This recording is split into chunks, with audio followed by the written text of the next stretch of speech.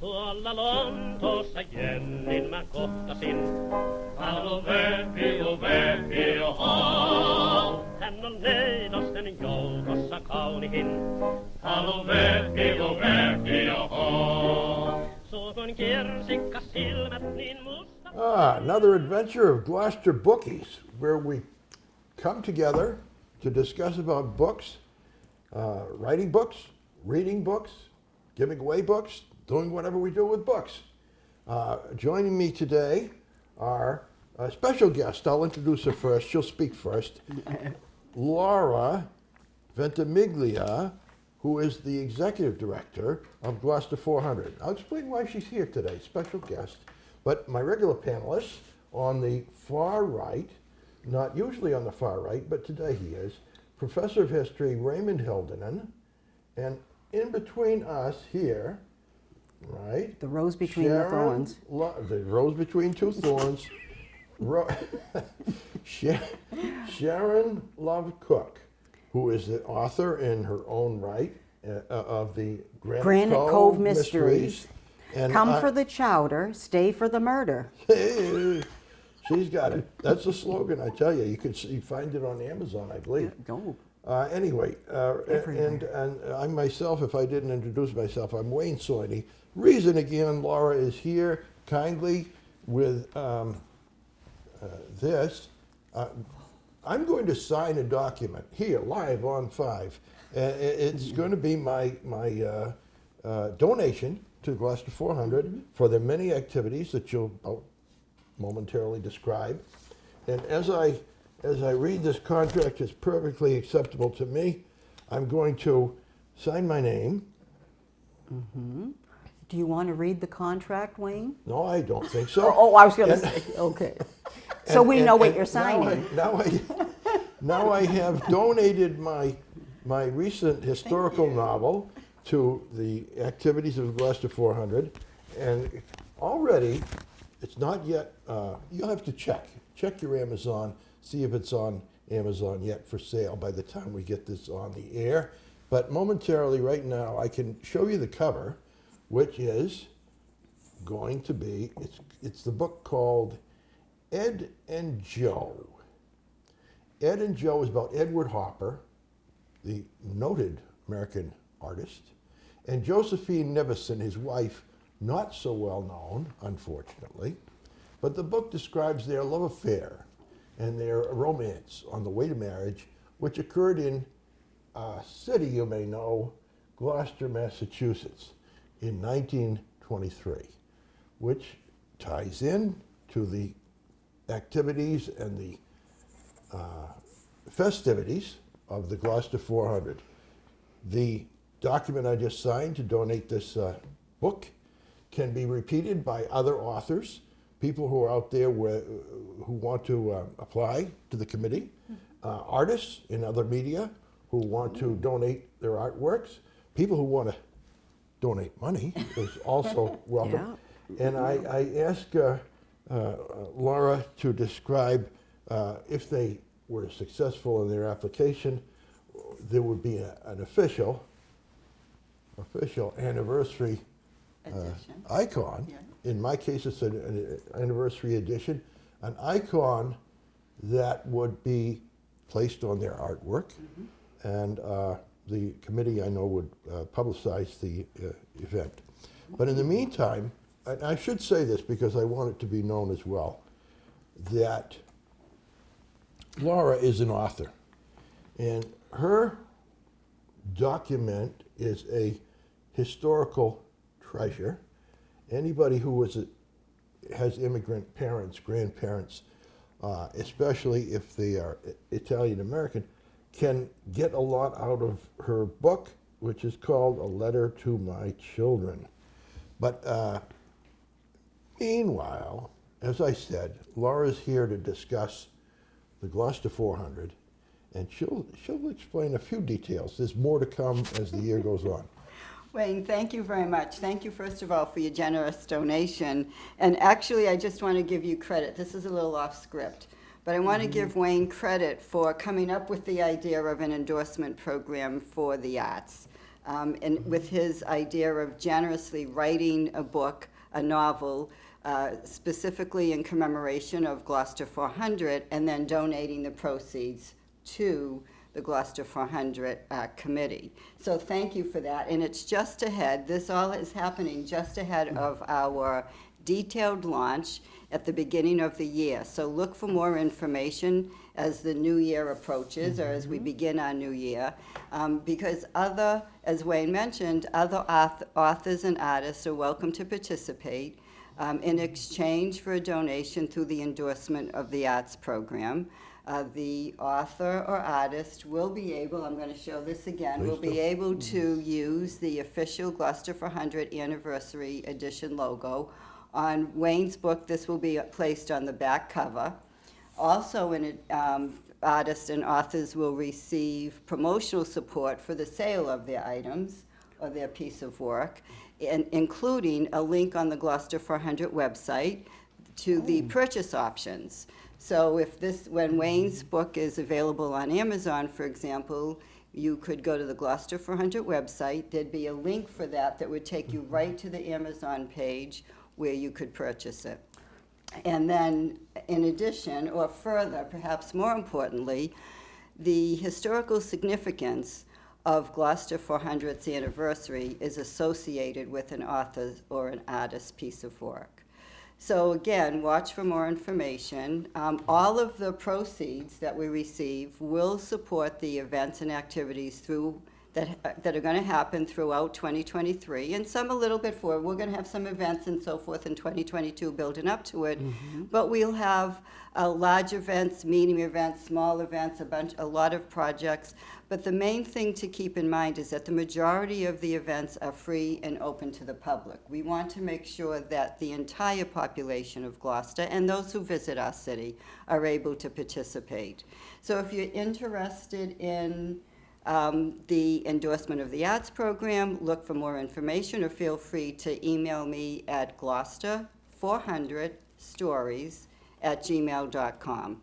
Thank you, Wayne. Thank you very much. Gloucester 400 Stories? Stories, yes. STORIES Yes. at Gmail. Oh, Yes. good. And the 400 are the numerals. Gloucester 400. Can't let you go till I ask. Wonderful. Those people out there who have money burning a hole in their pocket, what is it that they won't write about stories? What is the website that they have to look for? Yeah. So the website in general is Gloucester MA 400, the numerals 400.org.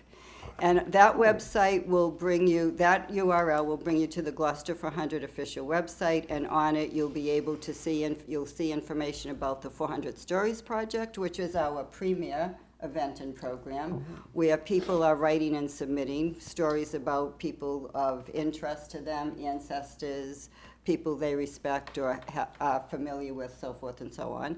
And also, to get to Wayne's point about donations, there is a donation button on there, so people are free to donate online. And as well, there's information about purchasing the Commemorative Medal. So each of Gloucester's anniversary celebrations has had a commemorative medal. It's like a tradition. And ours was designed by actually a local Gloucester person who has local ties, Beth Swan. She was the winner of an international competition for medal design, and the two runner-ups also have Gloucester ties who live in Gloucester. So that information's on the website. So thank you, Wayne. Thank you very again. much. You've done a great job of promoting and supporting Gloucester 400. Hey, all right. Thank you, Laura. That's beautiful. 400 years in the making, I'll tell you that. Thank you very much. Can I just add one more thing? So when you see 400, think of it as 400 plus. Because the 400 acknowledges the settlement by English explorers, if you will, in 1623. However, our history really expands back before then. So we're approaching our anniversary as a commemoration of Gloucester's entire history, pre-1623, and even post-23 to the present, that embodies the truthful history of Gloucester. So there are some good days, some bad days, some things to celebrate, some other things, and we don't want to whitewash anything. We want to acknowledge our past and tell the story respectfully but truthfully. I'm Whole ball of glad- wax. Glad Yes, you thank mentioned you. that. Thank you. Okay. All right. We will Thank let you very go. much. Thank you very much. Thank you all. Good luck. Thank you. It's nice Thank to All you, right. Laura. The next up That's at good bat. to know. Next up at bat is Sharon Lovecook, who has already begun, broken the ice already, with Yes. columns called the Frugal Fin, Yes. and who intends at some point, we hope, gather, as authors do, gather an entire book, might be called The Frugal Fin. My mother, the Frugal Fin, was the column, yes. I want you to, actually, this was ad lib. Now, thank you, by the way. She's coming to the program only a week from cataract surgery. Well, it's actually 6 days. It was 6 last days. Wednesday, and I didn't think I could. I didn't think I could go because my eye was bright red, and I am writing a column about this, and I'm calling it "The Woman Who Mistook Her Cat for a Fan." That actually happened. It happened to me. Well, it was late fall, and it was kind of dim in my dining room, and I always have we have this black small fan.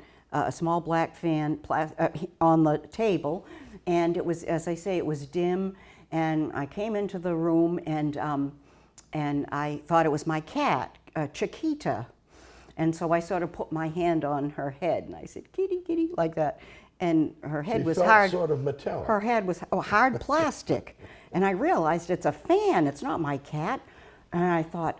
And there were other instances too. I was eating the dog treats. I thought they were these nut clusters, and no, they were bacon dog treats, and they were just terrible.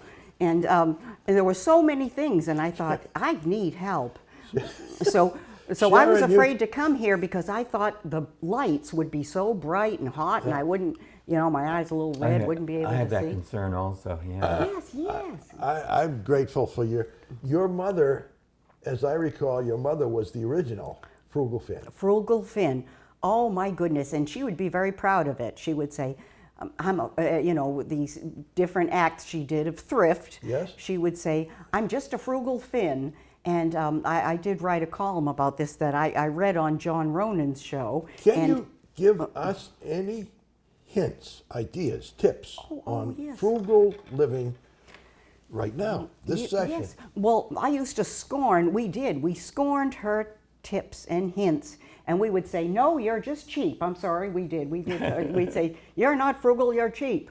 And it was true. But now I'm beginning to rethink that. And some of the things that we snickered at are starting to make sense to me. And it's like, are these my Finnish frugal genes coming out, or is this just getting mature, in maturity? But one thing that I did notice, Wayne had asked, maybe you have a couple of tips to share Yes. with the audience.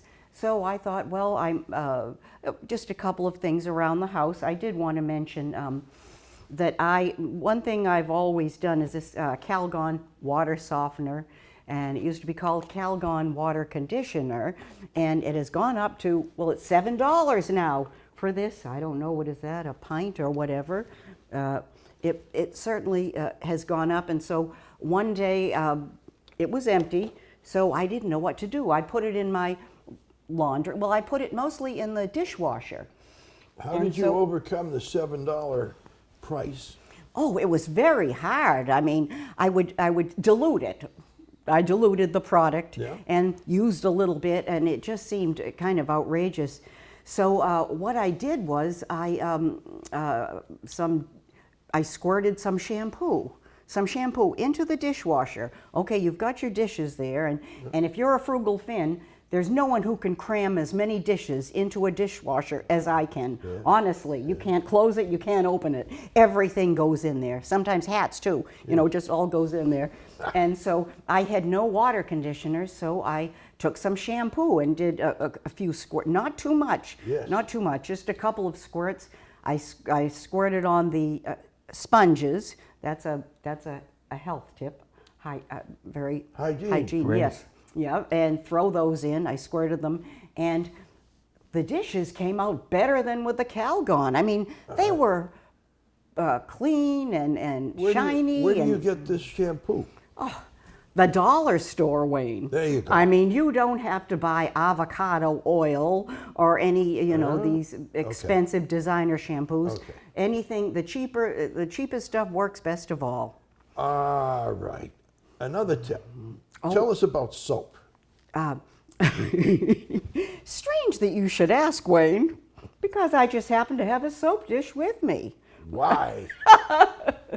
Well, all right. Now, my mother used to have something similar to this. Could be the same dish. It probably is the same dish. If you have leftover, and everybody has little leftover pieces of soap, and you don't know what to do with them, well, most people probably throw them away. But frugal Finns do not throw them away. One thing, they do keep moths away. You can put them in your woolens. They're very good for that. I think you know that, Ray, do Yeah. you? Yeah, he's nodding. He's a Finn. He's a Finn, of course. Hilderman, yes. Yes. Naturally, he's a Finn.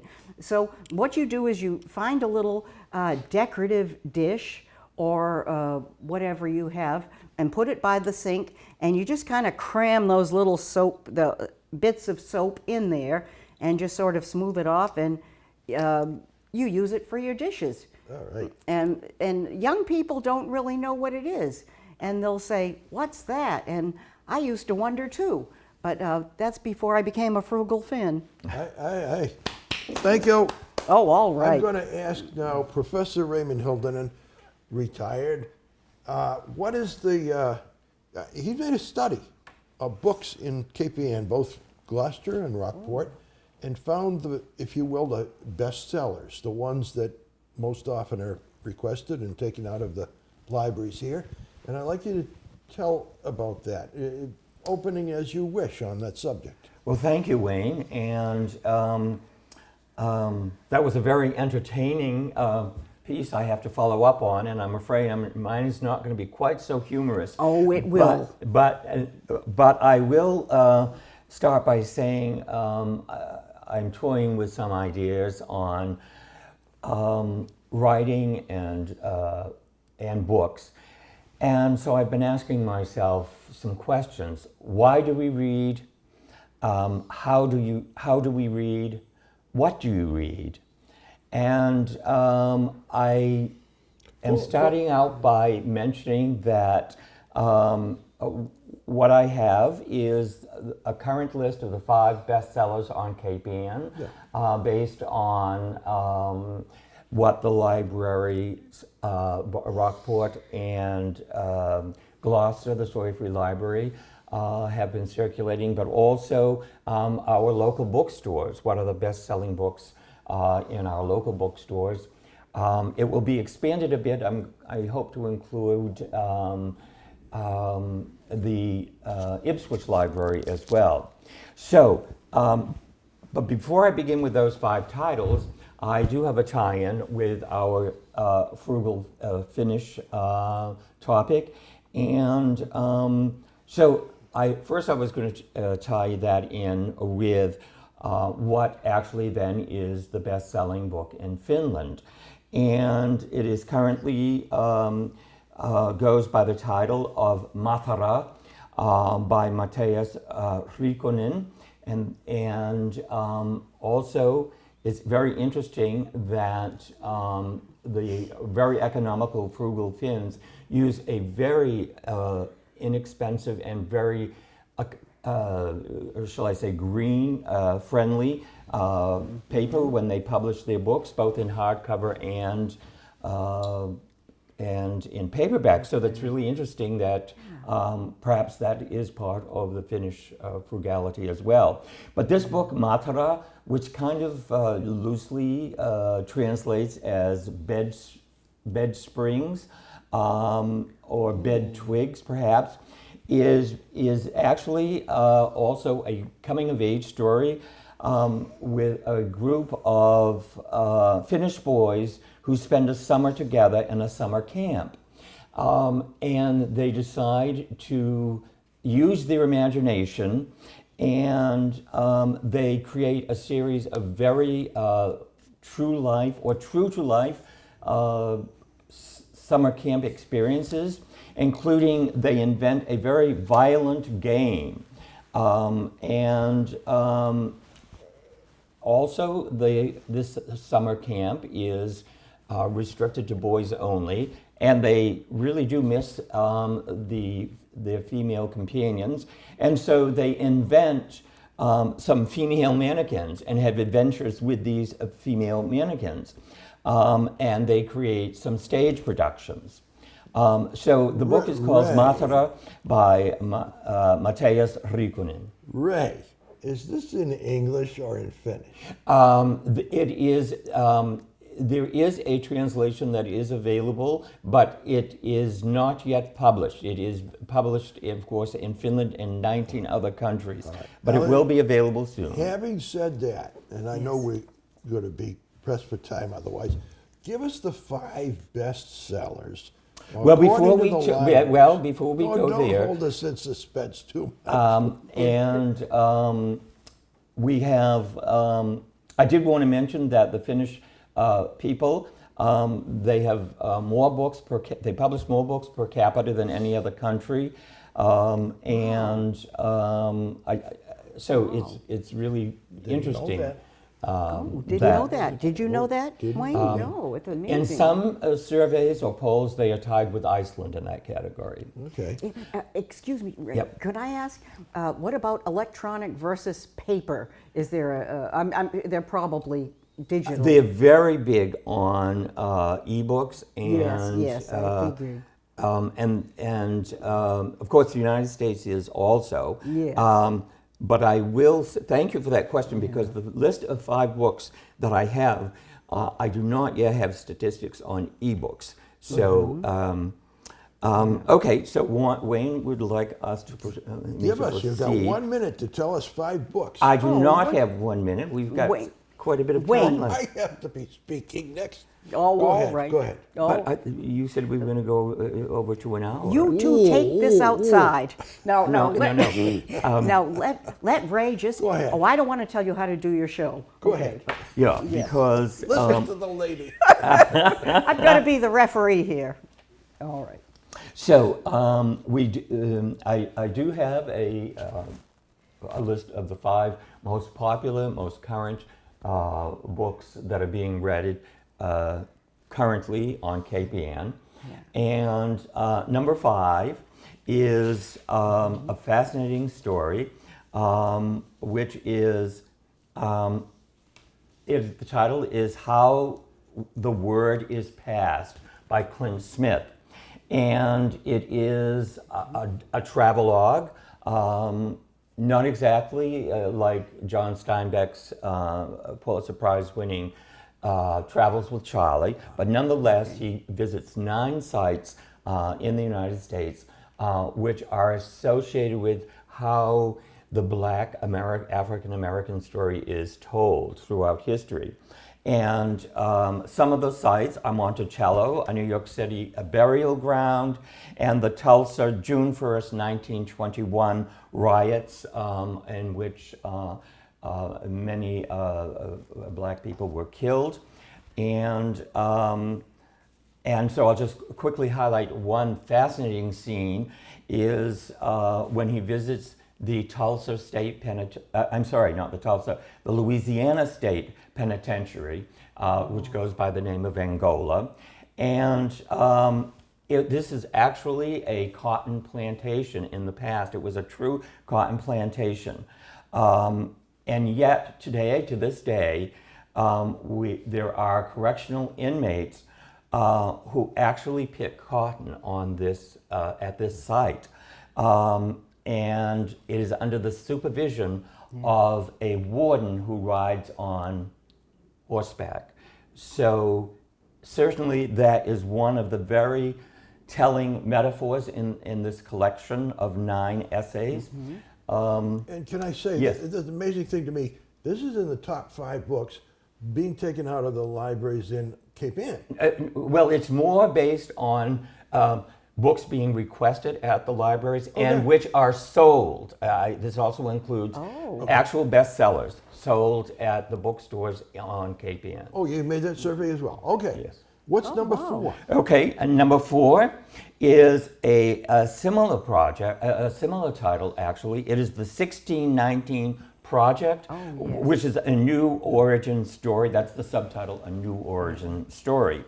It is accompanied by one of the best-selling children's books as well, called Born on the Water. Both of these are by the Pulitzer Prize-winning Nicole Hannah-Jones. And the 1619 Project book is written by Renee Watson. And again, it's a collection of essays, very readable essays, and it is based on her Pulitzer Prize-winning journalism series, which was originally published in the New York Times and the New York Times Magazine. It's really interesting that before this book was published just earlier this summer, it was already subject to a great deal of criticism based on people who objected to what some people call counterculture or the erasing of culture. But instead, I like it, I consider it to be an enrichment of our cultural background. And it is a summary of the Black experience of America beginning in 1619 and going on to the present day. Ray, I'm listening because the first 2 books, 5th and 4th, are nonfiction. I'm wondering when you're going to get into, if there are any, fiction books. What's number 3? Number 3 is fits this criteria that you're looking for, which is a book that is currently number 3, and it is a book on I would say it's a political science thriller, and the author is Hillary Rodham Clinton, and it's really interesting that and I'm sorry I don't have a copy of the book to show you. It's really interesting that the name Hillary does not take up much space on the jacket because it's Rodham Clinton. And it's really interesting because a lot of people, might not read this book simply because of that name. Yeah. But it is also currently, it has been number 1 on the New York Times bestseller list, and here on KPN it's number 3. And what is particularly good about the novel is that it has a true sense of verisimilitude. That is, one of the characters, Elaine, is, guess what, a Secretary of State. And and so Hillary Rodham Clinton brings in so many incredible details about the book. And in it, she clashes with Putin, of whom she has a great deal of knowledge. Ray, you've convinced me that this program should go on to extra innings. There you go. And we can't leave this. We need the first 2. cliffhanger. Well, we are. You are go right going ahead to. with number 2. No, we are going to skip that. That will be in our next program, number 2 and number 1. Oh no! Because our time is up. Well, by that now time, the titles will have changed, though. No, I don't think so. okay. But if they do, I will let you know. Okay. But I did want to finish up with. I also have a tie-in to your Greek tragedy or your Greek. Well, it's true. He knows I'm going to go into Greek tragedy, but I'm serious about the fact that I think people are intrigued by what it's. Then they'll have to happened. come back and listen to our next They program. will. They will That's listen to right. us the next time. But if they have a chance now and still sit down and are willing to bear with us for another 20 or so minutes, they will hear more conversation about books. And I'd like you to do the number 2 and number 1 best-selling in terms of You're best-selling. stealing my thunder. Please do it. That's always right. read- You can't leave people hanging like But this. that's just my intent.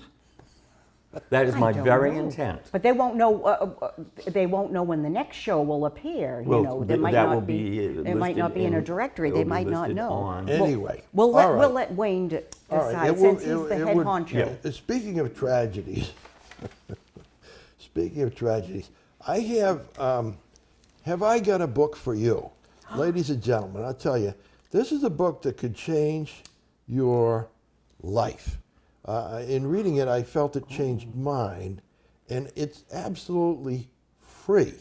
The Sawyer Free Library isn't called free for nothing. It's called Sawyer Free Library. You can go there and get a book for nothing, no charge. And here it is. And it's not a self-help book. It's not a self-help book. It's Tragedy, the Greeks and Us by a man named Simon Critchley.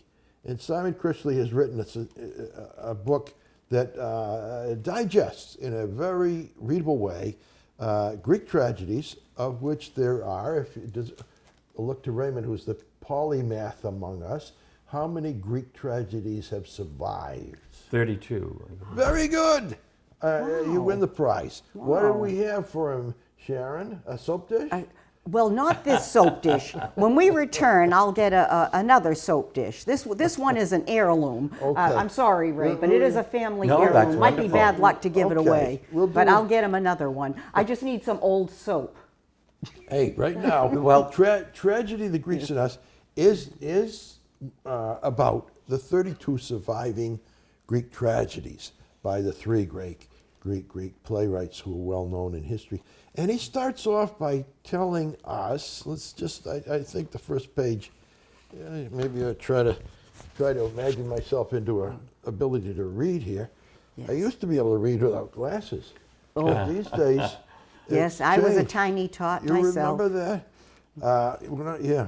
First time, by the way, the first time I met Sharon, she was in high school, I was too, and it was across the street at City Hall, and she had been elected a student city councilor. And she was meeting in the City Hall and deciding the policies. I was of probably giving a speech to hundreds of people. Hundreds of people. Rapt attention. Rapt attention. Yes. And then I came in. I was Well- the stand-in for the Times reporter. Yes. So I interviewed Sharon. I just want You to say. remember that? I just want to say as well that I was the class. I call it the class of '65 and still alive, and but Wayne was the class after me, one class after me, right. and he was also the valedictorian of his class. Well, that's Now true. remember, many years ago when my mother was in school, there were 35 students graduating. I mean, those classes were small, but our classes there were like 650. And he was the valedictorian, which Yeah. Well, what I is wanted quite to a be, thing, I was too. a valedictorian. What I wanted to be was the best dancer. I never got it. Oh, really? The person who got the best dancer, by the way, he lives in Rockport to this day. His name is Joe Catania. And Joe, if you're out there, we're going to say hello to you. perhaps he because could come on the show and Perhaps dance. he could Show some of his moves, he his latest can moves. still sing and dance your way into the hearts of millions Oh. on Channel 12. That would be But- a nice little treat for the audience. I think so. But anyway, as we were talking about Greek tragedy, a tragedy, and this is a very serious book, but it's not told in an oppressive way. Tragedy, this is the first line of it. Tragedy shows what is perishable, what is fragile, and what is slow-moving about us. Tragedy is the emergency brake. And I think basically that's what he conveys and persuades us with only a couple hundred pages, that the tragedy can tell us where we have something that we have to ask ourselves each day, what are we going to do? And usually, here it is on the next page. We find human beings somehow compelled to follow a path of suffering that allows them to raise questions that admit of no easy answer. What will happen to me? How can I choose the right path of action? The overwhelming experience of tragedy is a disorientation, expressed in one bewildered and frequently repeated question, what shall I do? Now, that's just a sampling of Simon Critchley, and I'll ask Ray, again, our polymath. This is going to stump you, though. I'm sure it will. This one. And you promised me you wouldn't do that, by the way. I did. Promises mean nothing once we go on the air. He's pretty tricky that way. The word theory, we have the word theory, and we have the word theater. What's the relationship between theory and theater? That is, I would say, has to do with the actual Greek word for theoros, and it becomes something that you act out based on your thoughts and visions. It's what you vision. It's your see. If you see something in Greek, you theorein it. You see it, and therefore, theory is. You see something, you connect the dots, and you line it up in a pattern that you say, my theory is, and then you say whatever it is that you conclude. Theater is the playwright's vision that he offers to you, which if you observe, if you witness, if you pay attention to, you will come up with a kind of a sense of what life is like. The idea, the theory of theater is that it reflects real human life. Now, the Greeks somehow did that over 2,000 years ago. And then the book was sort of closed shut for almost until Shakespeare, or Moliere, as Raymond loves Moliere. These people, these later playwrights, thousands of years later, accomplished that high level of transcendence in the words that they wrote. But it wasn't until, why was there such a gap anyway? It happens that you can repair the gap, you can go back to the beginning, you can look at the original Tragedy of the Greeks. If you want to look just a couple hundred pages for nothing from the Sawyer Free Library. Again, I'm recommending a book that's available at the Sawyer Free Library. It's called Tragedy, the Greeks and Us by Simon Critchley.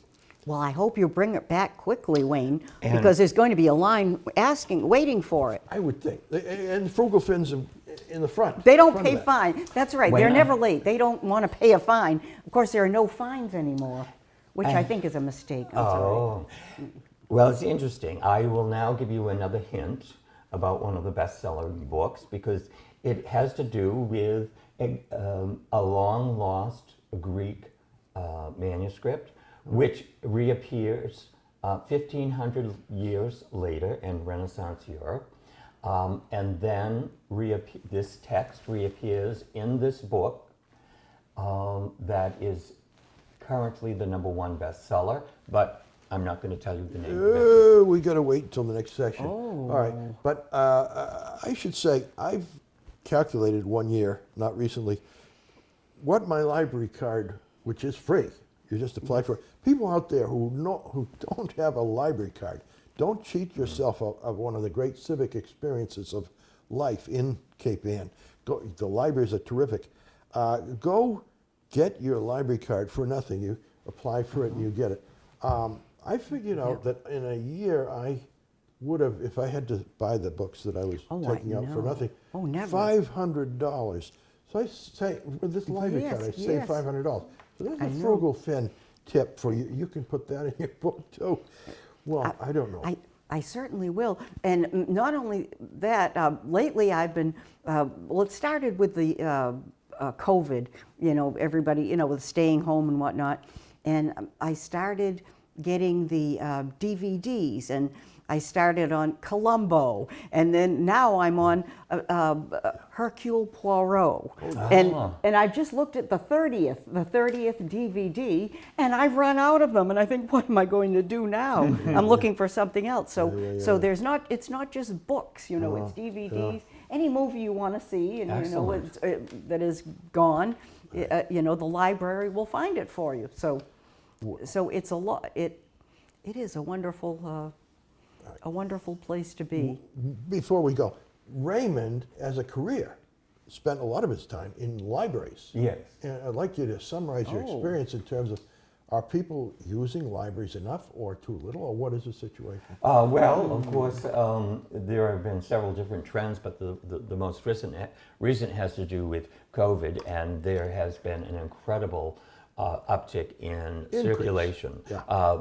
Some libraries as much as 100%, but particularly using interlibrary loan because their local library doesn't have a particular title they're interested in, but what they are able to obtain it through the interlibrary loan system. But also e-books also, I mean, it almost sort of makes sense that e-books are going to be popular while people stay at home.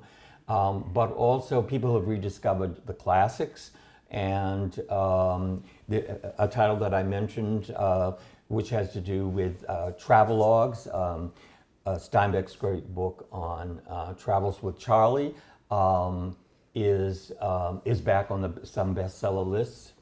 So Good. And now, just before we sign off, you can actually tell us number 2, number 1 on the bestseller list. come back next week Come and back you'll next week. find out. Okay. Look, remember, folks, dear. as Groucho Marx once said, outside of a dog, a book is man's best friend. Inside of a dog, it's too hard to read. Thank you. That's it. That's a good one, See you next Wayne. time. You've got to have another one next time. So. Ja kun viini se vuotavi virtanaan, alo vähi, oho. Estä maailman sorjimman neitosen kuona, lasin täyden mä veikkoset pohjahan juona. Ve